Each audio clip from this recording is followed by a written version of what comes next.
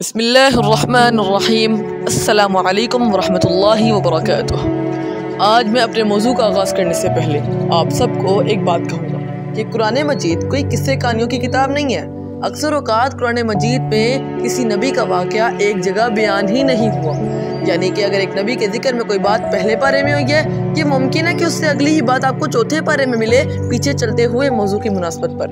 اور اکثر اوقات کسی نبی کا واقعہ، اس پر آنے والی آزمائشیں، پھر ان آزمائشوں میں ان کا صبر آپ کو ایک ہی جگہ مل جائے، یہ بھی ممکن ہے، لیکن وہ واقعہ بھی سسپینس اور تھرل سے بھرپور، لوگوں کے جذبات کے ساتھ کھیلنے کے لیے نہیں بلکہ عبرت اور نصیحت کے لیے ہوگا۔ آج ہم بات کریں گے ایسے ہی ایک نبی کے بارے میں جن کے نام کی اللہ نے ایک صورت اتار کر اسی صورت میں ان نبی کی حالات زندگی تحریر کر دی۔ میں بات کر رہا ہوں حضرت یوسف کی۔ یہ وہ موضوع ہے جس میں بقایا قرآن مجید کے موضوعات کے مقابلے سب سے زیادہ عبرتیں اور نصیحتیں موجود ہیں، اور یقیناً یہی وجہ ہے کہ اس موضوع میں باقاعدہ ایک سیریل بھی بن چکا ہے حضرت یوسف کے نام سے، اور کئی اسلامک یوٹیوبرز بھی اپنے اپنے انداز میں اس موضوع کے بارے میں بتا چکے ہیں، لیکن یہ سب بھول گئے اور ان سب نے ان روایتوں کو بھی لے لیا جن کے بارے میں حضرت محمد صلی اللہ علیہ وآلہ وسلم نے فرمایا کہ تم نہ تو اسرائیلی روایتوں کی تصدیق کرو اور نہ ہی تکذیب کرو، اور تم ان سے دور رہو۔ تو میں آپ کو انشاءاللہ سورہ یوسف بغیر اسرائیلی روایتوں کے قرآنی ترجمے کے ساتھ اور مختصراً خلاصے کے ساتھ سمجھانے کی کوشش کروں گا۔ 12ویں اور 13ویں پارے میں موجود 12 رکوعات اور 111 آیتوں میں مشتمل اس مکی سورت کا آغاز حروف مقطعات سے ہوتا ہے، الف لام را۔ قریش مکہ کو اپنے پڑھے لکھے ہونے میں بہت ناز تھا۔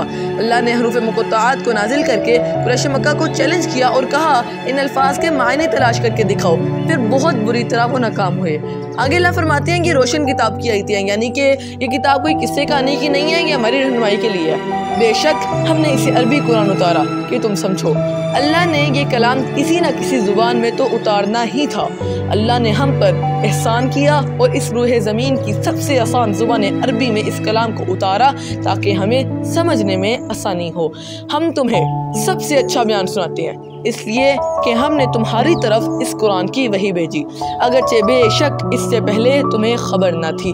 اللہ کہتے ہیں ہم نے اس کتاب میں جتنے بھی موضوعات بیان کیے وہ سب تمہارے لیے رہنمائی کا ذریعہ۔ اللہ کہتے ہیں ہم نے تمہاری طرف قرآن وحی کے ذریعے اتارا اور تمہیں پہلے نبیوں کے واقعات بتلائے، یقیناً تم پہلے نہیں جانتے تھے۔ آگے حضرت یوسف کے واقعے کا آغاز ہو رہا ہے جو انشاءاللہ میں آپ کو اگلے پارٹ میں بتاؤں گا ایک مکالمے کی شکل میں۔ ابھی کے لیے دیجیے اجازت۔ والسلام علیکم ورحمۃ اللہ وبرکاتہ۔